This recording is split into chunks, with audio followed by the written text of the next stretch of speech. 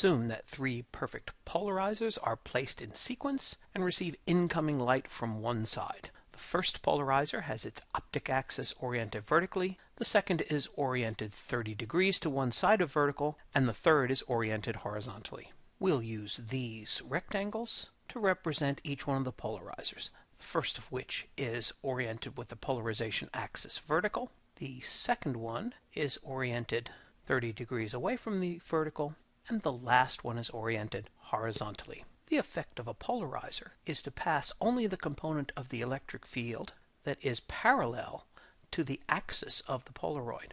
For this reason, the output electric field is the input electric field times the cosine of the angle between the polarization of the light wave and the optic axis of our polarizer. Because intensity is proportional to electric field squared, we can get Malice's law by squaring the previous relationship.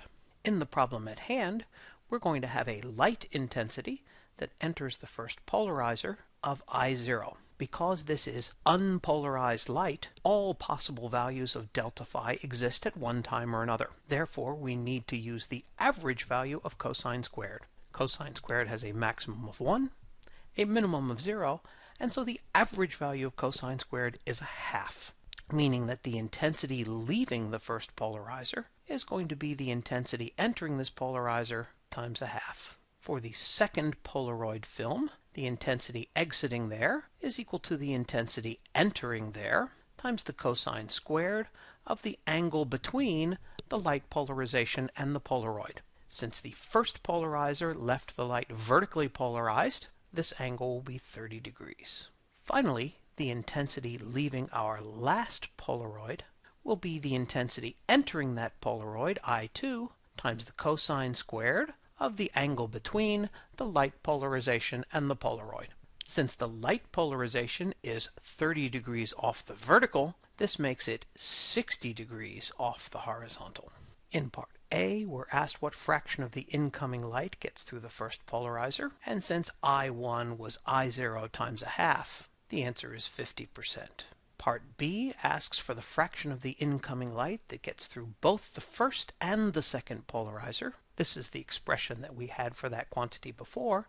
Substituting in for the value of I1, we get I0 times a half times cosine squared of 30, meaning that I2 is 0.375 I0, so that the fraction getting through is 37.5%.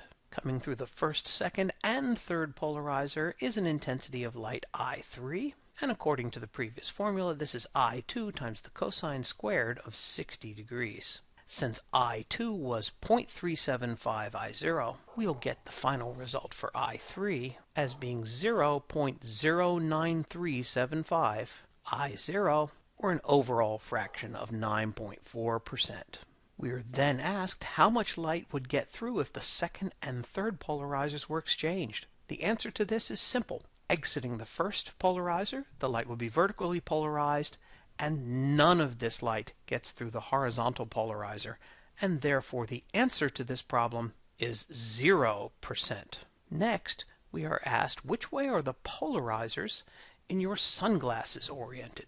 The idea behind polarizing filters in sunglasses is that the light you want, as compared to the light you don't want entering your eyes, have different polarization states. Light that you don't want is glare. We know that when light reflects off of a horizontal surface, even if unpolarized light was entering the surface, the light that reflects from this surface, known as glare, is mostly polarized parallel to the surface itself. Since surfaces we walk on are horizontally oriented, most glare is horizontally polarized.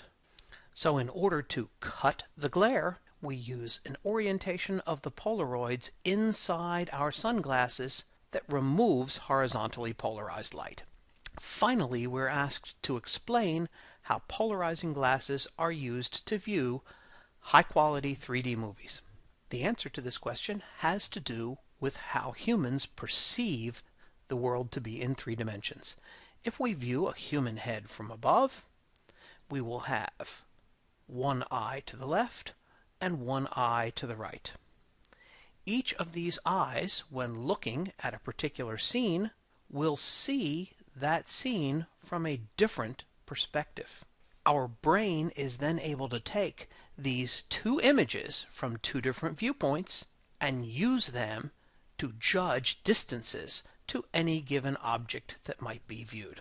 3D movies are made by using two movie cameras simultaneously to view a scene from two different directions, very much mimicking the information for our eye.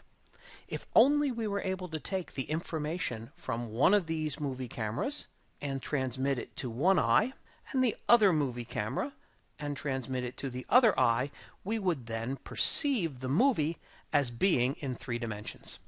The trick is that when you go to a 3D showing of a movie, two projectors are used, one that uses film that originally came from the left camera, the other uses film that originally came from the right camera, and each one of these two projectors produces a different polarization state. By using polarizing filters in front of your eyes, you are able to perceive one of the projector's images into your left eye and the other projector's image into your right eye, thereby recreating for you the original 3 dimensions from which the scene was filmed. Although mathematically plane polarization is a simple way to analyze such a phenomenon, typically 3D movies don't use plane polarization. The reason is, if you tilt your head, each eye is going to receive both images. Therefore, circular polarization is typically used in a movie theater, and quarter wave plates are used to change circular polarization into plane polarization, following which plane polarizing filters allow one image to go to your left eye and the other image to go to your right eye. And this concludes our discussion of polarization.